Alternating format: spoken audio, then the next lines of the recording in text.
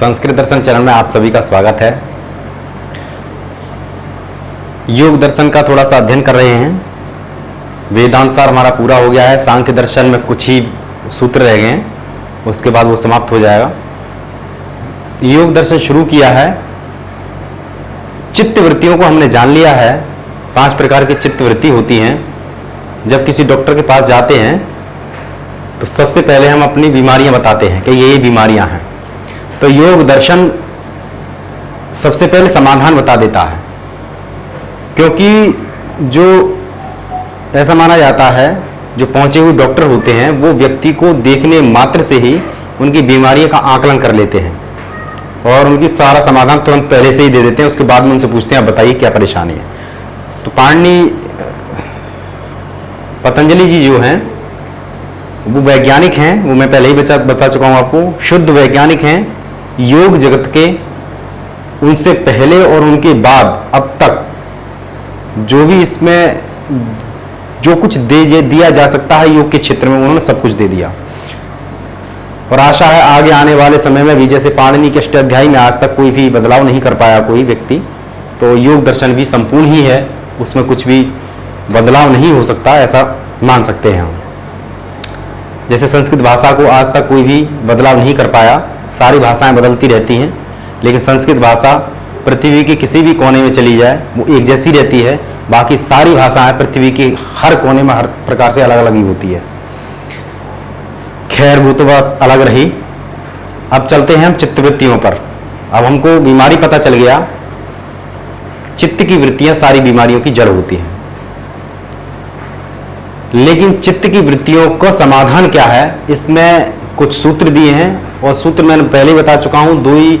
वैसे तो सूत्र बहुत सारे लूंगा मैं इसमें, सूत्र में एक भी नहीं छोड़ूंगा, मैंने पहले बताया। लेकिन इसको ढंग से समझ लेंगे तो समस्याएं नहीं आ पाएंगी, नहीं तो समस्याएं आती रहती हैं। तो चित्त वृत्तियों को रोकने के लिए इनमें एक सूत्र दिया, अभ्यास वैराग्भ्याम तन्निरोधा। ठीक है, इसी से सारी बातें समाप्त हो जाती हैं। मैं योग दर्शन के बारे में पहले बता चुका हूं कि जब भी योग दर्शन की आप दिमाग में बिठा लो सही से, योग दर्शन तो मात्र समाप्त कर दिया था पहले ही सूत्र में, योग है चित्तवृत्ति निरोधा। क्या आपकी चित्तवृत्तियों को निरोध कर लीजिए, बाकी काम सब समाप्त हो गया। लेकिन कुछ हैं जिनको बहुत कुछ बोलना पड़ता है, समझ में आता ही नहीं, कितना भी समझाइए। जैसे कक्षा में अगर कोई व्यक्ति या अध्यापक कोई भी पढ़ाने जाता है तो कुछ बच्चे ऐसे होते हैं जो मात्र पढ़ाने, हेडिंग डालने से या कुछ बताने से ही सारी बातें समझ में आ जाती हैं।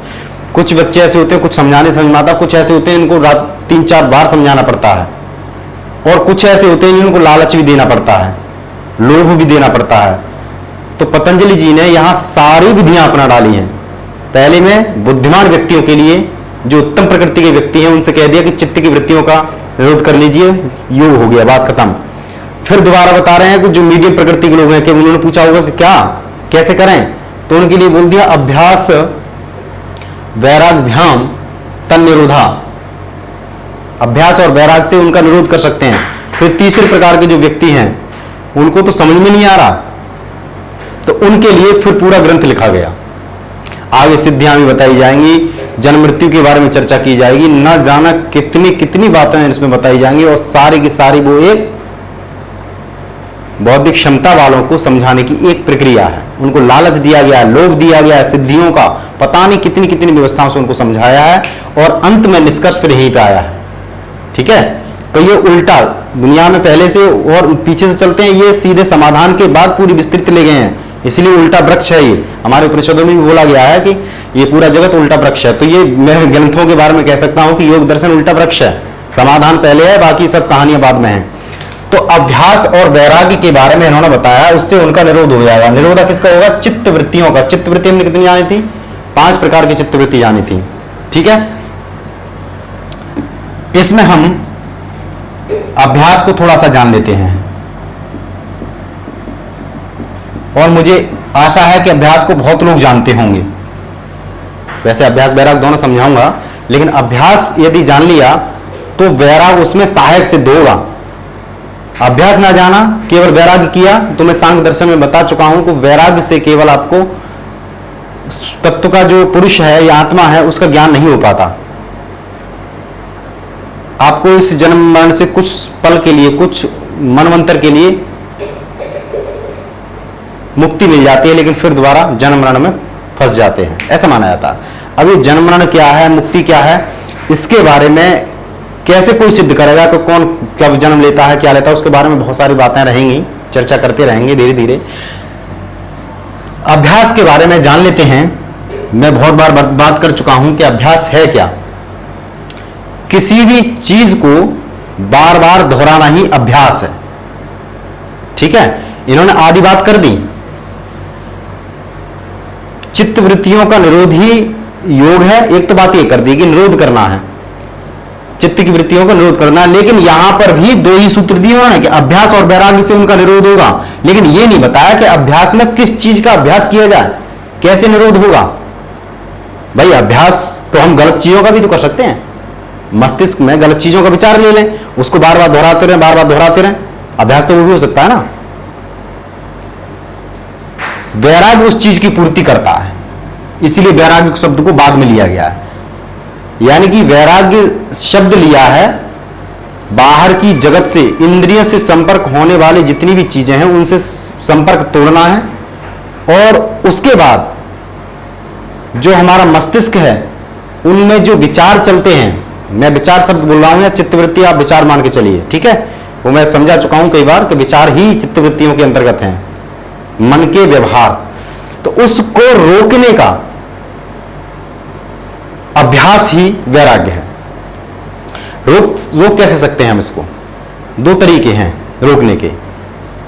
जैसे देखा होगा पानी को रोकने के, एक तो होता है तरीका कि पानी जहां से बह रहा है वहां मिट्टी लगा दी जाए तो पानी रुक जाता है। दूसरा तरीका यह भी होता है कि जहां से निकल रहा है उससे दूसरा रास्ता खोल दिया जाए और ज्यादा गहराई से खोल दिया जाए, तो वो पानी जो निकल रहा था वो उसकी तरफ न जाकर के गहराई वाले रास्ते में चला जाएगा। और मैं उम्मीद कर रहा हूं कि जो मेड़ लगाते हैं मिट्टी की, वो से तो पानी तोड़ भी सकता है, वो परमानेंट सॉल्यूशन नहीं है। सॉल्यूशन परमानेंट क्या है कि उससे गहराई से दूसरा जो गड्ढा है उसको गहरा करके उसका रास्ता अलग से बना दिया जाए, और जो रास्ता जो इसने अपने आप से बनाया था वो ऊंचा रह जाए, तो फिर उम्मीद नहीं रहेगी कि वहां से वो रास्ता तोड़ करके निकलेगा। यही हमारी चित्तवृत्तियों के बारे में भी लागू होता है। अभ्यास करने से कि मैं विचार नहीं लाऊंगा, विचार नहीं लाऊंगा, विचार नहीं लाऊंगा, ये अभ्यास करने से विचार बार बार आएंगे। एक व्यक्ति बीमार पड़ा था, उसके मन को भ्रम हो गया था कि उसके शरीर में लकवा है, तो मन में जब भी कोई चीज भ्रम हो जाती है तो शरीर उसका अनुकरण करने लगता है, तो उसके पैर में लकवा हो गया। वो बहुत सारे डॉक्टरों से मिला, फिजिशियन से मिला, लेकिन सभी डॉक्टर कहते थे कि तुम्हारे मन को भ्रम हो गया है, तुम्हारे शरीर में कहीं कोई लकवा नहीं है। लेकिन वो मानता भी कैसे, क्योंकि उसके शरीर को लकवा था, और शरीर में जब लकवा था तो समझा भी कैसे कि मेरे शरीर को लकवा नहीं है। उसके डॉक्टर बोलते थे कि तू ये भ्रम निकाल मन से कि तेरे शरीर में लकवा नहीं है, तेरा शरीर ठीक है, लेकिन तेरा मन जो है वो भ्रमात्मक तत्व को पकड़े हुए कि तेरे शरीर में लकवा लग गया है, तो इस तत्व को निकाल के मेरे शरीर में लकवा लगा हुआ नहीं है। उस व्यक्ति ने यही अभ्यास का नियम अपनाया और बार बार यही दोहराता था कि मेरे शरीर में लकवा नहीं लगा हुआ है, मेरे शरीर में लकवा नहीं लगा हुआ है, मेरे शरीर में लकवा नहीं। जितनी बार वो लकवे को याद करता था, उतनी लकवे को भुलाने की कोशिश करता था, उतनी बार उसको याद आता था कि मेरे शरीर में लकवा लगा हुआ है। नहीं शब्द पर ध्यान न देकर के वो सोचता था मेरे शरीर में लकवा लगा हुआ है, ये दिमाग में बैठ जाए। और जितनी बार उसने अभ्यास किया तो उसका लकवा दिन पे दिन और गहराता चला गया, बढ़ता चला गया। क्या हुआ, उसने तो निरोध करने की कोशिश करी ना अभ्यास के द्वारा कि मेरे शरीर में लकवा लगा हुआ नहीं है, यही दोहराया था उसने बार बार। लेकिन अभ्यास से क्या हुआ, मैं आपको सिर्फ इसलिए थोड़ा सा कहानियों में ले जाता हूं क्योंकि इसमें बहुत सारी चीजें नहीं बताई गई हैं। आप इन चीजों को कहां से लाएंगे कि अभ्यास किसका करना है, कैसे करना है। हम तो यही करेंगे, मेरे विचार नहीं आया मन में, विचार नहीं आया मन में, विचार नहीं आया, कोई विचार आ रहा है उस पर ध्यान देना नहीं, इस पर ध्यान नहीं देना मुझे। लेकिन जितना हम विचार पर ध्यान देंगे उतने ही विचार बढ़ते चले जाएंगे, बढ़ते चले जाएंगे। तो अभ्यास कैसे करेंगे। तो उस व्यक्ति ने एक दिन अचानक देखा कि उसके घर में आग लग गई है। आग लगी है तो सारे व्यक्ति सामान लेकर के घर से बाहर भागे हैं और वो स्वयं भी घर के बाहर खड़े होकर के देखता है तो आग लगी हुई है और अपने आप को पूरे दोनों पैरों पर खड़े हुए देखता है और अपने हाथ में सामान लगे हुए देखता है। तब उसके दिमाग में करे मेरा शरीर तो ठीक, ये मेरे शरीर को क्या हो गया, मैं तो दोनों पैरों पर चल सकता हूं। तब वो एक मनोवैज्ञानिक के पास पहुंचा। मनोवैज्ञानिक ने उसका पूरा समाधान दिया। यह मान के चलिए आध्यात्मिक गुरु थे और आध्यात्मिक गुरु और नहीं, मैं जिनकी चर्चाएं करता रहता हूं ओशो रजनीश, उनके पास पहुंचे तो उन्होंने कहा कि तुम्हारे मन को भ्रम हो गया था और भ्रम में यदि तुम किसी चीज को बार बार उसी चीज को दोहराओगे तो अभ्यास से वो दृढ़ होगा, मजबूत होगा, खत्म नहीं होगा। जब भी कोई विचार आए तो अपने मस्तिष्क की दिशा को डाइवर्ट कर दो, मतलब उसको घुमा दो विचारों को। जब तुम्हारा मस्तिष्क पूरा का पूरा अग्नि पर चला गया तो ये भूल गया कि मेरे शरीर में लकवा लगा हुआ, तो तुम दोनों शरीर पैरों से चल पाए। यही मस्तिष्क में अभ्यास के नियम में लागू होता है। हमारे मस्तिष्क में बहुत सारे विचार आते हैं, हजारों लाखों करोड़ों अरबों की तादाद में विचार आते हैं। अब उन विचारों को कितने को मना करोगे, लेकिन इसी का नाम अभ्यास है कि आपको मना किसी को नहीं करना है। यही तो काम करती है धारणा, ध्यान, समाधि। धारणा शब्द प्रयोग करेंगे, धारणा पर ध्यान देना है आपको। किसी भी चीज की धारणा बन जाएगी मस्तिष्क में। जो भी आप बनना चाहते हैं, जिस तरह से आप ईश्वर की तरफ बढ़ना, ईश्वर यहां भूल जाइए, अभी तो ईश्वर कुछ है ही नहीं, धारणा बना रहे हैं केवल। हम जिनकी तरह बनना चाहते हैं, कोई कृष्ण की तरह बनना चाहता है, कोई मोहम्मद की तरह बनना चाहता है, कोई जीसस की तरह बनना चाहता है, कोई बुद्ध की तरह बनना चाहता है, कोई महावीर की तरह बनना चाहता है, कोई कबीर की तरह बनना चाहता है, कोई गोरख की तरह बनना चाहता है, कोई विवेकानंद की तरह बनना चाहता है, कोई दयानंद सरस्वती की तरह बनना चाहता है। हम जिसकी तरह बनना चाहते हैं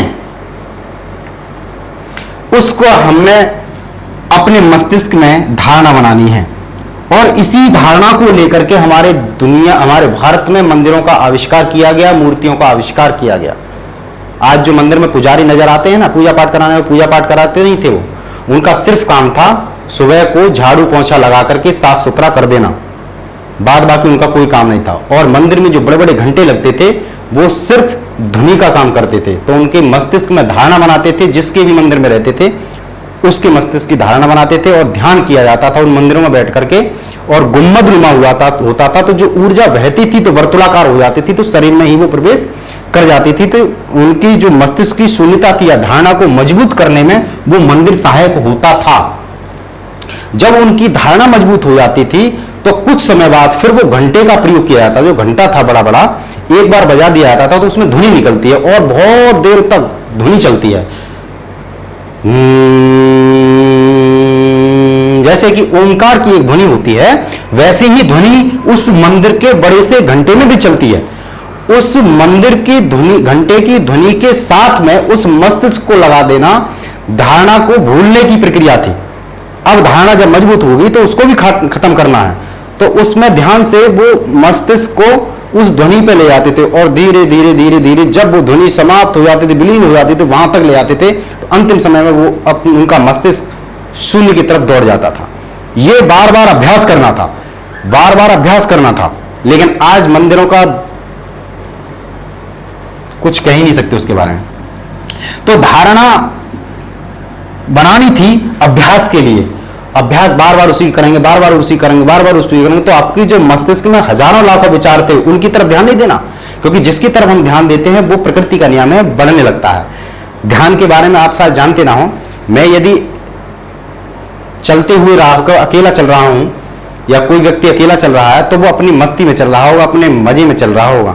लेकिन जैसे ही कोई व्यक्ति एक आ जाए तो उसकी चाल में फर्क पड़ जाएगा, वो चाल नहीं रहेगी, उसकी चाल में अंतर आ जाएगा। क्या हुआ, उसको देखने मात्र से उसकी चाल बदल गई। और यदि वो व्यक्ति जो जा रहा है उसको रास्ते में व्यक्ति ना मिलकर के कोई स्त्री मिल जाए तो उसकी चाल में तो बहुत ही अंतर पड़ जाएगा। क्या हुआ, केवल देखने मात्र से चीजें बदल जाती हैं। हम किसी चीज को देखते हैं तो वो चीजें बदल जाती हैं, अपना रूप धारण, मतलब उसमें कुछ ना कुछ बदलाव करती हैं। ऐसे विचारों पर यदि ध्यान देंगे तो विचार बदलेंगे, खत्म नहीं होंगे। यदि पर ध्यान दिया जाए, एक किसी केंद्र बिंदु पर, तो जो कुछ आसपास है वो सब धीमे धीमे समाप्त हो जाएगा। इसीलिए उपेक्षा शब्द जो लगाया गया है वो इसीलिए लगाया गया। वैसे उपेक्षा शब्द तो बहुत सुंदर है, कभी बताऊंगा इसके बारे में। उपेक्षा किसी के देखने के नजदीक जाना, इसका शब्द ये होना चाहिए, अर्थ ये होना चाहिए, लेकिन अर्थ हो गया इसका उल्टा, किसी की तिरस्कार कर देना। तो हाँ, उपेक्षा को आप तिरस्कार दिमाग में बैठा लोगे तो समझ में आ जाएगा। यदि किसी से तुम वार्ता कर रहे हो, यदि वो आंखें भी इधर उधर करने लग जाए तो तुम्हारी समझ में आ जाएगा कि मेरी तरफ ध्यान नहीं दे रहा है। और जब कोई ध्यान नहीं देता है तो अंदर से घबराहट होने लगती है और उससे बहुत गंदा लगता है। क्यों? क्योंकि तुम्हारा जो ग्रोथ थी, तुम्हारी जो बढ़ने में प्रवृत्ति थी, वो उसने काट डाला। किसी व्यक्ति के ध्यान न देने से व्यक्ति विशेष नष्ट होने की संभावना प्रबल हो जाती है। यही तो योग सिखा रहा है। तो जब हम अभ्यास करने लगते हैं धारणा बना करके किसी एक बिंदु पर, एक चित्र पर, एक मूर्ति पर, एक व्यक्ति पर, तो अन्य सारे विदाएं शुरू हो जाती हैं। अन्य सारे विचार जितने होते हैं वो सारे विदा होना शुरू हो जाते हैं। यही अभ्यास का नियम है।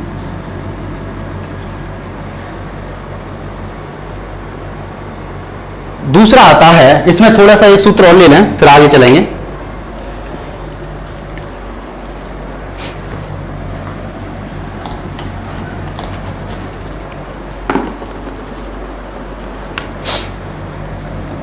बोल रहे हैं ये तत्र स्थितौ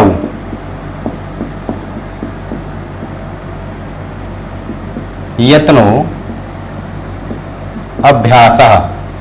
ठीक है, कुछ मित्र कहते हैं कि आप छोटा लिखते हैं, छोटा और बड़ा इसमें कोई संबंध भी नहीं है। आप छोटे छोटे सूत्र हैं और मैं बोलता भी रहता हूं और पुस्तक सभी के पास है योग की, तो कोई समस्या नहीं आनी चाहिए। तत्र, क्योंकि इनकी सूत्रों की व्याख्याएं नहीं समझ में आती, यहां सिर्फ मैं उनको समझाने का प्रयास कर रहा हूं। यदि आपको समझ में आ जाए तो अभ्यास को समझना बड़ा कठिन है। यदि मैं अभ्यास की चर्चा करूं तो सभी आप जितनी भी पुस्तकें हैं उनमें देखोगे सारी पुस्तकों में अभ्यास लिखा होता है।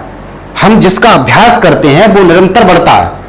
इसलिए यदि अध्ययन रोजाना किया जाए, रोजाना किया जाए, रोजाना किया जाए, तो हमारी न्यूरोप्लास्टिसिटी के बारे में चर्चा की है, तंत्र के बारे में, यानी कि न्यूरॉन्स जो होते हैं हमारे मस्तिष्क के, वो जुड़ने लगते हैं, उन्होंने इलेक्ट्रॉन्स फायर होने लगते हैं और जो जुड़ जाते हैं रास्ता पथ बन जाता है। यही अभ्यास का कार्य है। तो अभ्यास हम गलत करते हैं, अभ्यास हम विचारों का करते हैं, विचार नहीं लाने, विचार नहीं लाने, विचार नहीं, तो विचार और मजबूत होते चले जाते हैं। इसीलिए तो धारणा बनाई गई है, यम नियम आसन प्राणायाम प्रत्याहार धारणा ध्यान समाधि है। मैं सारी की चर्चा नहीं कर रहा हूं। उत्तम प्रकृति के, मध्यम प्रकृति के, निम्न प्रकृति के लोग होते हैं। निम्न प्रकृति के लोगों को यम नियम आसन प्राणायाम प्रत्याहार धारणा ध्यान समाधि की जरूरत पड़ती है, लेकिन जो उत्तम प्रकृति के, मध्यम प्रकृति के लोग हैं वो धारणा ध्यान समाधि से ही काम चला ले जाते हैं और जीवन में सफल हो जाते हैं। तो धारणा, इसको हम एक तरह से आज की जो मैंने बताया मोटिवेशनल जितने भी स्पीकर होते हैं जो प्रेरणात्मक वीडियो डालते हैं, चलचित्र डालते हैं, वो इमेजिनेशन यानी कि कल्पना शक्ति की चर्चा करते हैं। तो वो कल्पना शक्ति धारणा ही तो है। हम जैसा बनना चाहते हैं उसका हमें अभ्यास नहीं करना, कैसा बनना चाहते हैं हम वैसे बन गए हैं, ये अभ्यास करना। धारणा में अभी तत्व स्थितो इतना अभ्यास आ, इसमें चर्चा करूं उससे पहले बता दूं कि अभ्यास का मतलब क्या है कि हम जैसा बनना चाहते हैं वैसी की चर्चा नहीं हो रही है, वैसी धारणा नहीं बनानी है मस्तिष्क में। मान लीजिए मुझे कृष्ण जैसे गुण पैदा करने हैं, कृष्ण होना नहीं है। कुछ लोगों को भ्रम हो जाता है कि कृष्ण जैसा बनना है, ना, कृष्ण जैसा नहीं बनना है, कृष्ण जैसे व्यक्तित्व को अपने अंदर लाना है। और आपके अंदर वो निखार जब ही आएगा जब उनके बारे में चर्चा करेंगे, आप बात करेंगे, सोचेंगे, विचारेंगे, अभ्यास करेंगे। ये सतत अभ्यास चलते रहना चाहिए। अभ्यास वैराग्य तद निरोधा, इसका मतलब है सतत अभ्यास। इसकी व्याख्या जो है वो सतत आंतरिक अभ्यास, भूल गया था मैं थोड़ा बताना। आंतरिक अभ्यास सतत होना चाहिए लेकिन आंतरिक होना चाहिए, लगातार टूटना नहीं चाहिए। और जो भी आप बनना चाहते हैं, जैसा ही धारणा पे दिमाग में बैठाइए कि मुझे आत्मा में से मिलना है, परमात्मा से मिलना है, कोई मतलब नहीं है इसका। ये फालतू बकवास है, ये लोभ और भ्रम की तथ्य हैं। धारणा में आप जिससे जैसा बनना चाहते हैं वैसा बन जाइए। मान लीजिए कृष्ण जैसा बनना चाहते हो, कृष्ण हो जाइए, बनो मत। कृष्ण जैसा नहीं, कृष्ण ही हो जाइए, ये धारणा का तात्पर्य होता है। मुझे बुद्ध बनना तो बुद्ध ही हो जाऊं, ये धारणा है। महावीर जैसा बनना तो धारणा में महावीर ही हो जाऊं।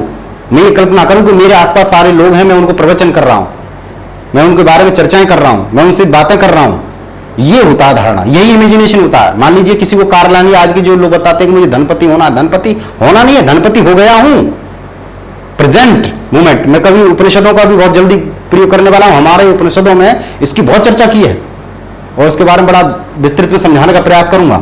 उसमें भी यही कहा, हूं जो भी है वो हूं, प्रेजेंट वर्तमान हो गया हूं। इसीलिए तो जो मेडिटेशन है वो वर्तमान में जीने की कला है। आप जैसे होना चाहते हैं वैसे हो गए हैं, यह अभ्यास है। बुद्ध की तरह होना चाहते, बुद्ध होने वाले नहीं है, हो गए हैं, आप बुद्ध हैं। आपको बैठ करके बस ये सोचना मैं बुद्ध हूं, बस यही धारणा दिमाग में बिठानी है। अब बुद्ध के साथ, बुद्ध होने पर आप क्या क्या करेंगे वो आपको विचार करना है, वो सोचना है। यहां धारणा में सोचना पड़ेगा, आपको विचार करना पड़ेगा, केवल एक बिंदु पर सोचना पड़ेगा।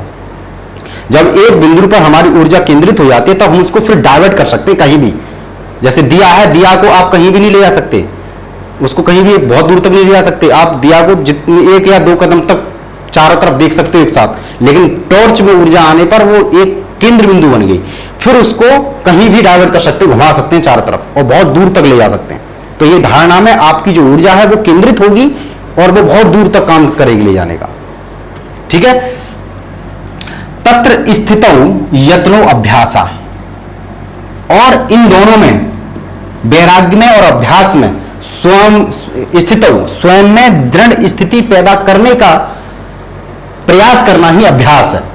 सुनना इस बात को थोड़े से, दोबारा से बोल रहा हूं, यानी कि इन दोनों में, अभ्यास और वैराग्य में, तत्र का मतलब यहां ये दोनों दे रखे हैं, इनमें स्थितौ यत्नो अभ्यासा, स्वयं में दृढ़ स्थित होना या स्वयं में दृढ़ स्थिति को पैदा करने का प्रयास करना, यत्न पैदा करना ही, यानी यत्न करना ही, अपनी स्वयं की स्थिति को दृढ़ करना, मजबूत करना, करने का प्रयास करना ही अभ्यास है। यानी कि सीधी तात्पर्य है, जब तक आपके विचार चल रहे हैं या विचार आते रहते हैं, चित्तवृत्ति नचाती रहती है, तो आप अपने अनुसार नहीं चलते, आपकी स्थिति दृढ़ नहीं है, आपको कोई और चला रहा है, बाहर से आप चलायमान हैं। कोई व्यक्ति है जिसके हाथ में आपकी स्टीयरिंग है, कार देखिए ना, जो व्यक्ति बैठता है ड्राइवर के रूप में, जहां मर्जी ले जाता है। लगाम की तरह हमारे प्रयोग, हमारे उपनिषदों में लगाम का प्रयोग किया गया है। लगाम अपने हाथ में रखो, दूसरों के हाथ में नहीं। मन रूपी जो लगाम है अपने हाथ में होनी चाहिए, लेकिन मन रूपी लगाम किसके हाथ में? दूसरे के हाथ में। दूसरा व्यक्ति गाली दे दे बस स्थिति डमाडोल। दृढ़ स्थिति का तात्पर्य क्या है? दृढ़ स्थिति का तात्पर्य है कि आप जो हैं वो आपको पता होगा कि मैं ये हूं, आप कुरूप हैं। ठीक है, आपको दृढ़ भूमि में जाकर के पता चल जाएगा मैं कुरूप हूं।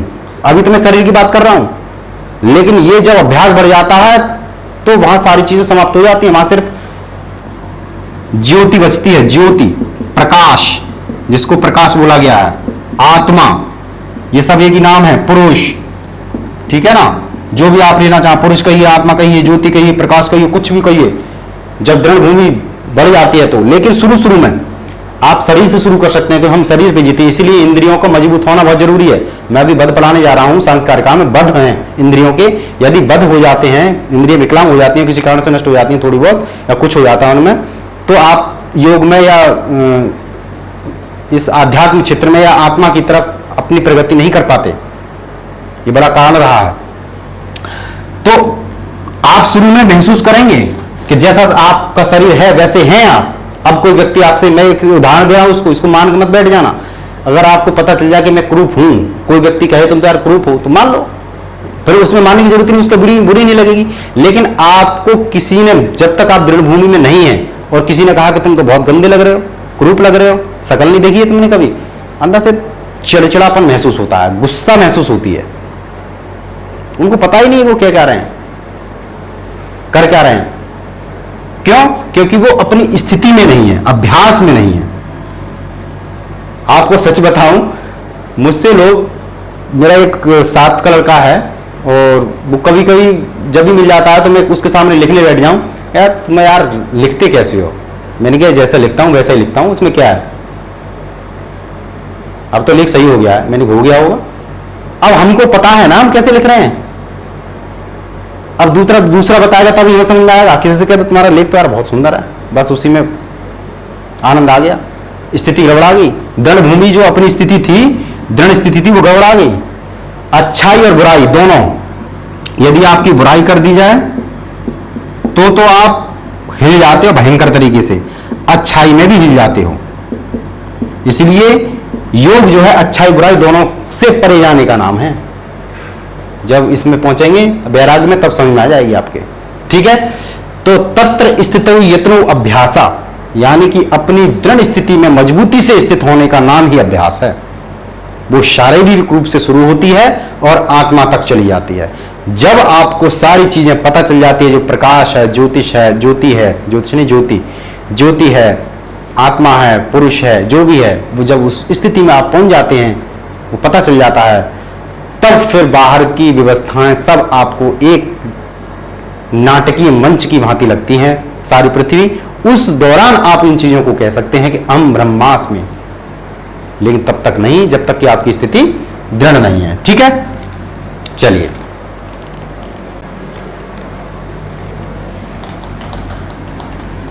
इसमें एक चीज गलत लिख दी है मैंने। मैं अक्सर लिखते समय हमेशा गलती करता हूं, मैं तो बहुत बार बताया, इसमें या रह गया है, ठीक है ना। वैराग्याम,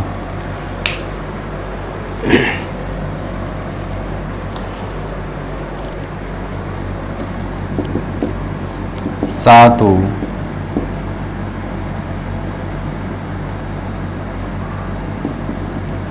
दीर्घकाल निरंतर्य सत्कार सेवितो दृढ़ भूमि, ठीक है। अब हमने चर्चा तो की थी दृढ़ भूमि की, क्या अभ्यास और वैराग्य से दृढ़, ये कह रहा है तत्र स्थितो इतनो अभ्यास, ठीक है, यानी कि लगातार अभ्यास करने से, प्रयास करने से स्वयं में स्थित हो जाता है, दृढ़ भूमि बन जाती है उसकी। अब बता रहे हैं कि दृढ़ भूमि कैसे बने, ये इसके बारे में विस्तृत में चर्चा की। हालांकि अभ्यास से भी बात समझ में आती है, लेकिन दृढ़ भूमि को और विस्तृत में समझाया इन्होंने बताया वह तो सातु दीर्घ काल निरंतर सत्कार सेवित, ये बहुत बेहतरीन में बता दिया उन्होंने, यानी कि दीर्घ काल तक, बहुत समय तक, ठीक है, निरंतर, लगातार सत्कार सेवित, तो बहुत मुख्य शब्द है, यहां पर ध्यान देना। ये कह रहे हैं कि श्रद्धा से युक्त निष्ठावान होकर के,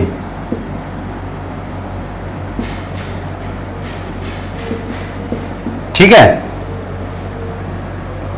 आदमी दृढ़ भूमि में स्थित हो पाता है। बहुत समय तक तो अभ्यास में समझ में आता ही है, लगातार भी समझ में आई है, हाथ ऊपर, लेकिन यहां श्रद्धा युक्त जो बात करी है, निष्ठावान व्यक्ति ही, निष्ठावान जो व्यक्ति होता है वही उसमें दृढ़ भूमि में स्थित हो पाता है। दृढ़ भूमि कौन सी? अपनी स्थिति में चला जाता है। निष्ठा युक्त, निष्ठावान जो व्यक्ति होता है, श्रद्धा के साथ जो कार्य करता है, श्रद्धा अश्रद्धा दोनों तरह से कार्य किए जा सकते हैं।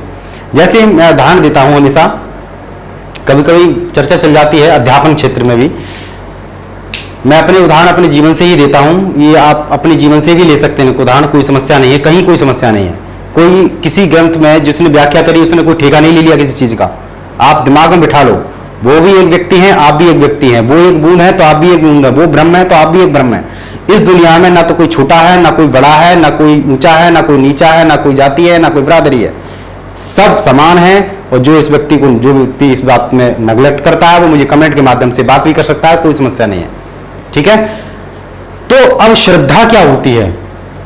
श्रद्धा में आदमी को जो मार्ग दिया गया है उस पर उसको विश्वास होता है, उसको कार्य करने में उसमें लगन होती है। आप अध्यापन क्षेत्र से ही ले सकते हैं, क्योंकि आप अध्यापन से जुड़ना चाहते हैं और अध्यापक बनना चाहते हैं, कहीं ना कहीं प्रोफेसर हो, टीचर हो, प्राइमरी के सब एक ही हैं, कोई समस्या नहीं है। इसमें ही बड़ा अहंकार है, चर्चा चलती रहती है। मैं 60 किलोमीटर दूर जाता हूं तो बस से सफर होता तो उसमें ही बातें चलती रहती हैं।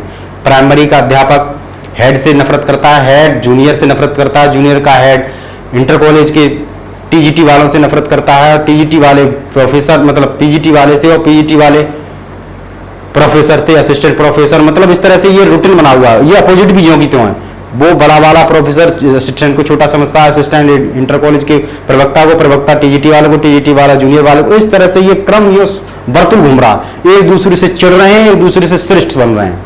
दो ही काम है मनुष्य पर, तीसरा कोई काम नहीं है। प्राइवेट वाले उनका भी हाल है, प्राइवेट वाले कभी किसी पोस्ट में है तो वो एक दूसरे से जल रहे हैं, ईर्ष्या कर रहे हैं, द्वेष कर रहे हैं। तो श्रद्धा में ये सारी चीजें दूर हट जाती हैं। यदि मैं अध्यापन क्षेत्र में हूं, मुझे कोई भी कक्षा दी गई है पढ़ाने के लिए, तो दो तरीके से पढ़ा सकता हूं। एक तो होता है मेरा कर्तव्य, ठीक है, और दूसरी होती है श्रद्धा। कर्तव्य को मान करके कि ये तो मेरा कर्तव्य है, मुझे पैसे मिलते हैं इस चीज के, सरकार मुझे बहुत पैसा देती है और मुझे तो ये करना ही है, और इसका मेरा समाज के प्रति कुछ कर्तव्य भी है। तो कभी कभी कर्तव्य में डमाडोल भी हो जाती हैं चीजें।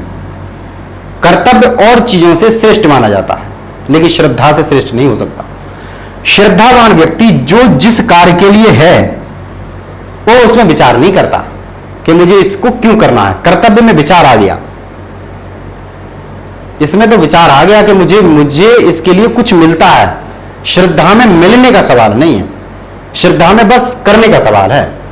जब व्यक्ति करने लग जाता है तो उसको यह आशा नहीं रहती कि इसके बदले मुझे कुछ मिलेगा। दान शब्द में भी जब हम देखते हैं ना कि दान 1 रुपया देगो 1000 मिलेगा, ये बड़ा वंडर चल रहा है। यहां दान लगा लो, यहां प्याव लगा लो, स्वर्ग में तुम्हें अप्सराएं, यहां ब्रह्मचर्य का पालन करो, स्वर्ग में अप्सराएं मिलेंगी, रंबा उर्वशी मेनका। कितना भ्रम फैलाया, लालच। जब तक ये दिमाग में गंदगी ना निकलेगी ना, कुछ नहीं हो सकता। श्रद्धा सिर्फ करने का नाम है। कर्तव्य करना और मिलना दो चीज लग रही है इसमें, यानी कि क्रिया प्रतिक्रिया पर आधारित है। श्रद्धा सिर्फ करना है, आपको जो भी है बस करना है। क्या मिलेगा ये कोई मतलब नहीं है। इसीलिए यही तो सूत्र बताया है। व्याख्याएं गीता की भी बड़ी गड़बड़ कर रखी हैं, कभी सोचूंगा उसके विषय में भी। कर्मण्येवाधिकारस्ते मा फलेषु कदाचन, व्याख्या कितनी गजब है। फल की तो इच्छा करो ही मत, यानी कि करने में श्रद्धा कर लो अपनी। आपको जो मिलेगा वो प्रसाद होगा। मान लिया आपको स्वर्ग मिलेगा, होता नहीं है वैसे, मान लीजिए स्वर्ग मिलेगा तो वो प्रसाद है। वो दिमाग में मत रखिए कि मुझे स्वर्ग मिलेगा, स्वर्ग मिलेगा, स्वर्ग मिलेगा, तो विचार चल गया आपके स्वर्ग। करने की प्रक्रिया खत्म। अर्जुन का एक बड़ा उदाहरण आता है महाभारत में। अर्जुन ने जब उसको क्या नाम था उसका मारने के लिए जयद्रथ वध की प्रतिज्ञा कर ली थी, तो कृष्ण ने उसको समझाया था कि तुम लोग प्रतिज्ञा के सिवा कुछ करते ही नहीं, हिंदुस्तान में बड़ी प्रतिज्ञा कर रहे हैं, कसम खवा रहे हैं। अब जो अध्यापन क्षेत्र से जुड़े होंगे उनको पता होगा, ये पूरा सेशन, पूरा महीना, पूरा साल शपथें खिलाते हुए चला गया। खुद भी शपथ खाई है, बच्चों को शपथ खिलाई है। ये बड़ा गंदा खेल चल रहा है। तो अर्जुन से कहा कृष्ण ने कि तुमने शपथ तो खा ली कि सूर्यास्त होने से पहले जयद्रथ को मार दूंगा, अन्यथा मैं अग्नि में प्रवेश कर जाऊंगा। अब तुमको जयद्रथ को मारने की प्रक्रिया से ज्यादा आपको सूर्य पे ध्यान रहेगा कि सूर्य डूबने की कगार पे तो नहीं है। तो हम जिसके लिए जो प्रतिज्ञा करते हैं तो हमारा मस्तिष्क पूरा कहां चला जाता है, एनर्जी बिखर जाती है, बढ़ जाती है। तो प्रतिज्ञा कभी नहीं करनी चाहिए। आपको दिमाग में बिठा लो कि मुझे ये कार्य करना है, बस हो गया। उसके लिए क्या करना है ये पता चल जाए, फिर लक्ष्य को भूल जाइए। इसीलिए तो बोला गया, ऐसा नहीं बोला गया उन्होंने कि कर्मण्येवाधिकारस्ते मा फलेषु, फल की इच्छा ही ना करो। फल को पता हो कि तुम्हें फल चाहिए, लेकिन फल को छोड़ दो। करने की डूइंग कैसे प्राप्त करेंगे, कैसे करेंगे, इसको कर कैसे रहे हैं हम, वो क्रिया आपको पता चल जाए। जब वो क्रिया पता चल जाती है तो करना सिर्फ रह जाए, मिलना क्या है वो खो जाए, उसका नाम श्रद्धा है। बहुत विस्तृत में जा रहा हूं, हो सकता है कितने लोगों को समझ में आएगा। श्रद्धा मतलब करना, मिलने की कोई आस नहीं। एक छोटा सा उदाहरण देता हूं, कहानी है, हो सकता है आपको ना समझ में आए। कुछ लोग हैं जो घबरा जाते हैं, छोड़ के चले जाते हैं। दो व्यक्ति तपस्या करते हैं, क्योंकि आध्यात्मिक चर्चा चल रही है, आध्यात्म में ही समझाऊंगा, प्रवचन नहीं देता हूं, उपदेश की बात करता हूं। उपदेश का मतलब होता है, उपदेश को समझ लो थोड़ा सा। उपदेश देश का मतलब होता है विस्तृत, उप का मतलब होता है समीप, देश का मतलब विस्तृत। जो कुछ विस्तृत है इस ब्रह्मांड में सब कुछ, उसके मैं नजदीक लाने का प्रयास कर रहा हूं आपके लिए। हो सकता है आपको लाभ दे, लाभ तो कुछ नहीं देगा, अपना अनुभव तो स्वयं ही करना पड़ेगा, थोड़ा बहुत दे सकता है वो दूसरी बात है। तो दो व्यक्ति एक ही साथ एक जैसे पेड़ के नीचे तपस्या करने बैठे और पेड़ बरगद का था। थोड़ा ध्यान देना, समझ में आ जाएगी। श्रद्धा की चर्चा कर रहा हूं। तपस्या करते करते बहुत वर्ष हो गए उनको, तो नारद जी उधर से गुजरते थे, तो नारद जी ने पूछा पहले वाले व्यक्ति से कि मैं वैकुंठ जाता हूं, अगर आपको कुछ पूछना हो तो प्रश्न पूछ लीजिए, मैं उनसे पूछ लूंगा, जाकर के उत्तर दे दूंगा आपको। तो पहले वाले व्यक्ति ने कहा कि अब जा रहे हो तो इतना पूछ लेना कि मुझे मोक्ष कब मिलेगा। ध्यान रखना, पहले वाले ने क्या बोला है, प्रथम वाले ने कहा है कि मुझे मोक्ष कब प्राप्त होगा।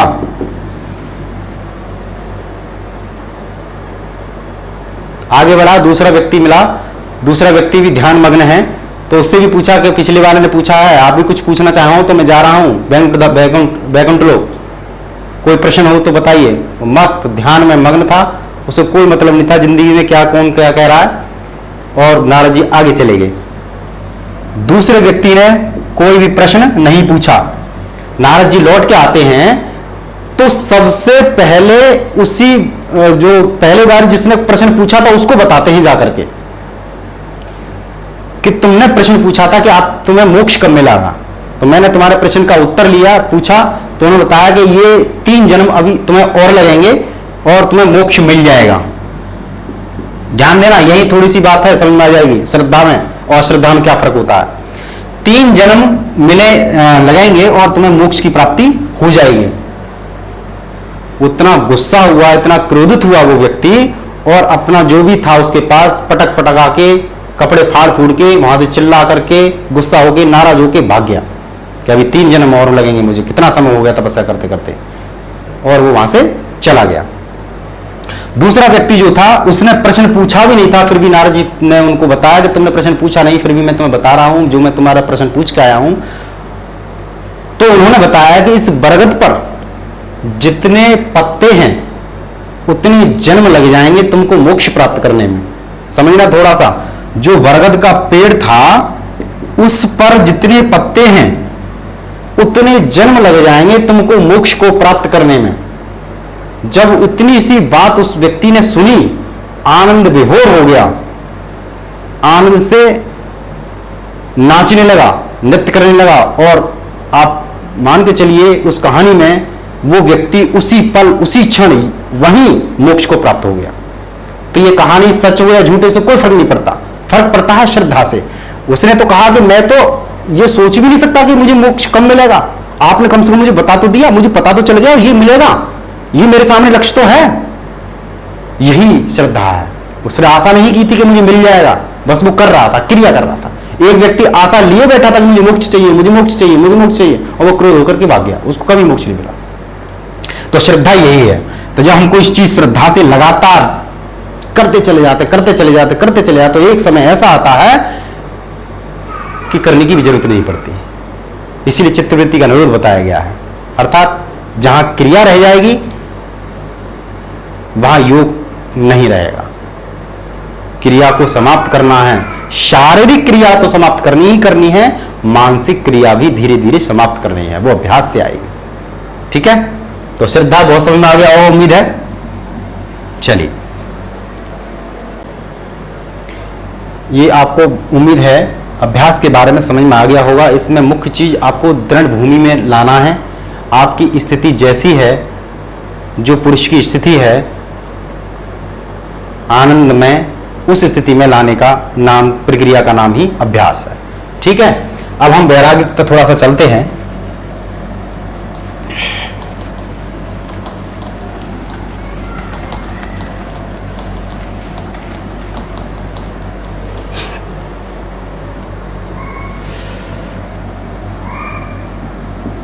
दृष्टा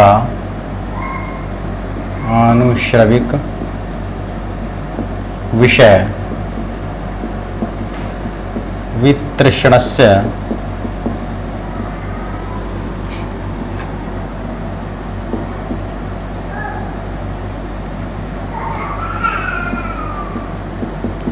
वशीकार संज्ञा, वशीकार संज्ञा वैराग्यम। ठीक है। दृष्टा अनुश्रविक बहुत मुख्य है, इसको ध्यान से सुनना। इसका जो अर्थ है उसको थोड़ा सा बता दूं, फिर इसकी व्याख्या भी बता दूं। वैराग्य, इसमें हिंदी लिखी थोड़ा समझ आ जाएगी। ठीक है। निराकांक्षा, वशीकार, क्योंकि इसमें वशीकार शब्द है ना, पहली वशीकार जो है। अब इसमें वैराग्य की दो रूप दी है, पहली मान के चलिए, पहला वैराग्य है, पहली अवस्था है या प्रथम अवस्था है, जो क्या करती है, ऐन्द्रिक सुख,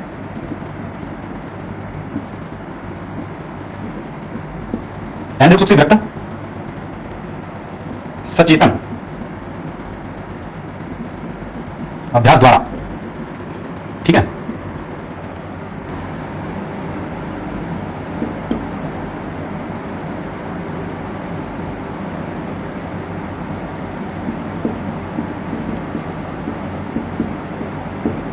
भोगासक्ति की समाप्ति, ये इसका अर्थ है। यहां ऐन्द्रिक सुखों की तृष्णा में, विरक्त नहीं, ऐन्द्रिक सुखों तृष्णा में। ठीक है ना, तृष्णा और विरक्त में अंतर है, ये अर्थ नहीं है इसका। ठीक। यानी कि जो वितृष्णा है, विशेष प्रकार की जो तृष्णा है, वशीकार संज्ञा वैराग्यम। अब थोड़ा सा वैराग्य के बारे में समझाता चलूं। इसका अर्थ क्या है, ये तो साधारण बातें हैं, इसमें समझ थोड़ी कठिन आ जाती है। यदि हम किसी चीज में अभ्यास कर रहे हैं निरंतर, लेकिन उसके लिए वातावरण तैयार नहीं कर रहे हैं, माहौल बनाना पड़ता है। इसका मतलब होता है वैराग्य का मतलब समझ लीजिए। वैराग्य का मतलब किसी चीज के प्रति राग को छोड़ देना, ये माहौल पैदा करना है। मैं उसी का उदाहरण दे रहा हूं फिर दोबारा। जयद्रथ को मारने के लिए कृष्ण ने माहौल पैदा किया, माहौल बनाया कि उसको बाहर निकाला जाए। माहौल क्या किया, उन्होंने सूर्य को छिपा दिया। जैसे वो सूर्य छिपा तो माहौल बनाए, जब माहौल बना तो जयद्रथ बाहर निकल के आ गया और उसका मौका देखते ही उसने उसको मार दिया। यदि माहौल पैदा नहीं करते, सूर्य को नहीं छुपाया जाता, लकड़ियां तैयार नहीं की जाती, चिताएं नहीं बनाई जाती, ये माहौल पैदा ना होता, तो जयद्रथ को मारना असंभव था। तो माहौल बनाया था उसने, सारे लग गए थे माहौल बनाने में। तो यही माहौल का नाम वैराग्य है। मैं साधारण भाषा में समझाता हूं, किताबी भाषा नहीं समझ में आती, किताबी भाषा बहुत कठिन है। अब हम अभ्यास किसका कर रहे हैं, उससे संबंधित हमको माहौल बनाना है। हमने अभ्यास जो किया है वो विचार को शून्यता की तरफ ले जाने का अभ्यास किया है। इसकी नजर में विचार को जब शून्यता की तरफ ले जाना है, मन को हमको विचार शून्य की तरफ ले जाना है, तो ऐसे माहौल में जाना है। ऐसा वैराग्य का मतलब है माहौल पैदा कर रहा हूं, इसको दिमाग में बिठा लो, कि जिससे कि विचारों की उत्पत्ति ना हो। ठीक है। अब विचारों की उत्पत्ति ना हो, उसके लिए क्या करेंगे, जो तृष्णा है, किसी चीज की हमें प्यास है, उसको हटा देंगे। अब प्यास, हमारी 5 इंद्रियां हैं, 5 सेंसर बोल सकते हैं इनको, जिनके द्वारा शरीर में कोई चीज प्रवेश करती है। आंख, नाक, कान, जिह्वा और त्वचा। यदि इनको धीरे धीरे डिस्कनेक्ट कर देंगे बाहरी माहौल से, तो जो माहौल है वो बनना शुरू हो जाएगा। वैराग्य उसी का नाम है, और कुछ नहीं है वैराग्य। वैराग्य का मतलब है आपके मस्तिष्क के विचारों को जो माहौल बनाते हैं, उसको माहौल से दूर हट जाना। ठीक है। और अभ्यास की तरफ कदम उठाना। तो यही कह रहे हैं कि वैराग्य निराकांक्षा, यानी कि आकांक्षा से रहित वैराग्य, जो वशीकार संज्ञा है, इसकी पहली जो अवस्था है, उस अवस्था का नाम क्या है, वशीकार नाम की जो संज्ञा है, वो पहली अवस्था है मस्तिष्क की, वैराग्य की। ठीक है ना। वैराग्य की पहली अवस्था का नाम क्या है, वशीकार संज्ञा। उसमें क्या करना है, ऐन्द्रिक सुखों की तृष्णा में, ऐन्द्रिक सुखों में जो इंद्रियों को जो सुख है उसकी तृष्णा में जो लगी हुई है, सचेतन अभ्यास द्वारा, यानी कि अभ्यास तो करना है, लेकिन वो सचेतन ना होकर के, यहां सचेतन शब्द पे ध्यान देना, कृत्रिम भी हो सकता है। सचेतन अभ्यास के द्वारा भोगासक्ति की समाप्ति, ये इसका तात्पर्य है। मान लीजिए कोई व्यक्ति किसी चीज को छोड़ना चाहता है, लेकिन वो वही छोड़ सकता है जब उसका वो पहले से आदी हो। जो आदी नहीं है, जो उसका मतलब जिसकी आदत ही नहीं है, उस व्यक्ति को वो छोड़ेगा क्या। तो हमको इंद्रियों के सुखों की तरफ थोड़ा सा ध्यान देना है और उनकी तृष्णा सचेतन उनको दूर करना है। सचेतन, सचेतन से थोड़ा सा और तात्पर्य समझाऊं, कृत्रिम भी हो सकता है। मान लीजिए मुझे शराब पीने की आदत नहीं है, तो ये मेरा कोई गुण नहीं है, इसमें मुझे त्यागनी नहीं पड़ेगी, इसमें चेतना की जरूरत नहीं पड़ेगी। जब मुझे जिस चीज की आदत ही नहीं, उसको हटाने की जरूरत क्या पड़ेगी। ये कृत्रिम तरीके से सदियों से, मतलब जैसे मैं जन्म लिया हूं वैसा ही हूं, तो इंद्रियों को उसके बारे में कुछ पता ही नहीं है, तो चेतना की इसमें आवश्यकता नहीं है, बस छूटा हुआ है, छूट गया। हमें जिस चीज की आदत नहीं है, इसीलिए थोड़ा सा ध्यान देना, इसीलिए जो बचपन से वृद्धावस्था तक एक नियम और कानून में बंधे रहते हैं, वो व्यक्ति कभी भी किसी भी चीज में छलांग नहीं मार पाता। और यही कारण है कि जो दुष्ट प्रकृति के लोग होते हैं या जिनको हम गलत समझते हैं, वो एकदम अपनी सारी चीजों को छोड़ करके और वो छलांग लगाया, उनमें हिम्मत होती है उतनी। और जो नियम और कानून से चलने वाले लोग हैं, वो जिंदगी भर नियम कानून से चलते हैं, उनमें इतनी हिम्मत नहीं होती कि उसको सही को छोड़ सकें। सही को इसलिए नहीं करते क्योंकि समाज से डर है, उन्हें अपने लिए नहीं करना, श्रद्धा और कर्तव्य में समझ लीजिए, वही बात आ रही है।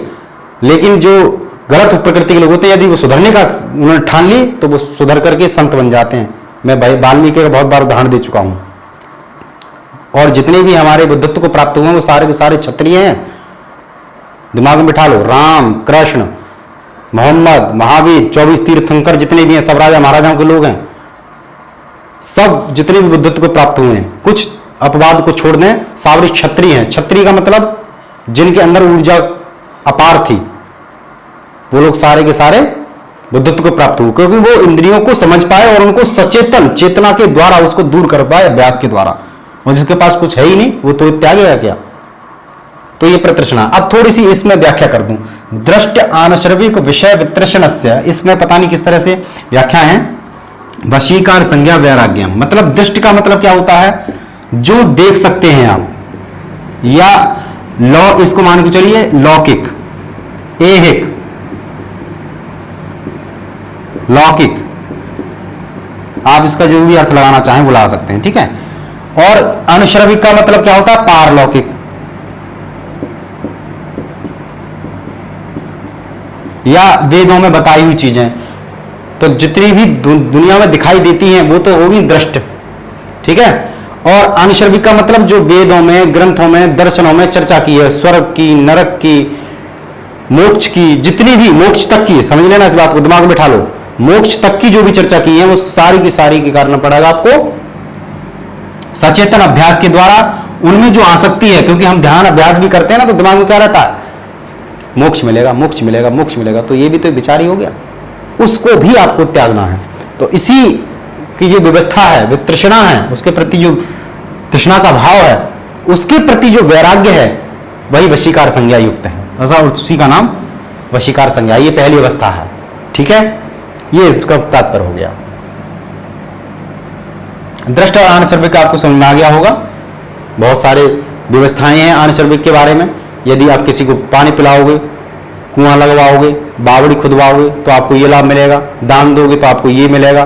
बहुत सारे जन पता नहीं कि कितना कितना ये भ्रमात्मक तथ्य मस्तिष्क में बिठा दिया गया है, लालच बिठा दिया गया है, लोभ बिठा दिया गया है, जिसके कारण आदमी उसी में फंस करके जीवन भर जन्म मरण के चक्कर में पड़ा रहता है। ये मैंने सांख्य दर्शन से भी समझाने का प्रयास किया, आप उसमें जाकर के देख सकते हैं, ठीक है। चलिए एक और रह गया, उसको और देख लेते हैं। ये वैराग्य की एक अवस्था हो गई, दूसरी अवस्था और है,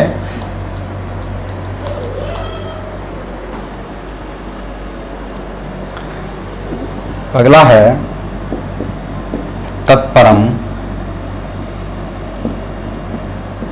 पुरुष ख्याते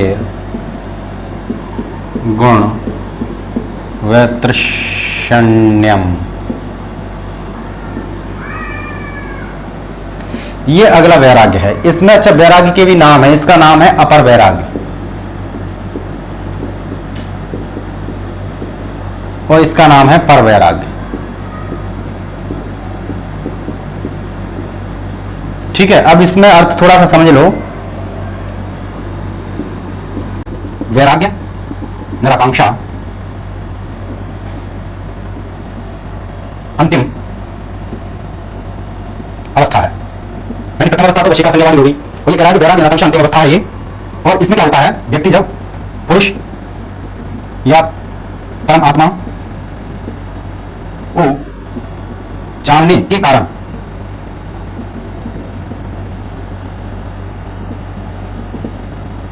सभी इच्छाएं विलीन हो जाती हैं, ठीक है ना, हो जाती हैं या समाप्त हो जाती हैं, जैसा भी आप उसका उदाहरण ला सकते हैं। तत्परम, तत्परम यानी कि अपरम दूसरी पहली वाली होगी, तत्परम, और उनमें भी जो परम है पुरुष ख्याति, पुरुष ख्याति के कारण।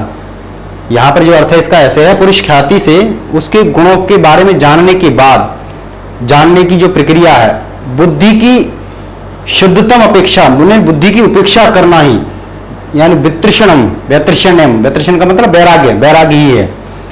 बुद्धि में जो कुछ ज्ञान अब तक अर्जित किया था उसकी उपेक्षा कर देना ही, सारी की सारी उपेक्षा कर देना।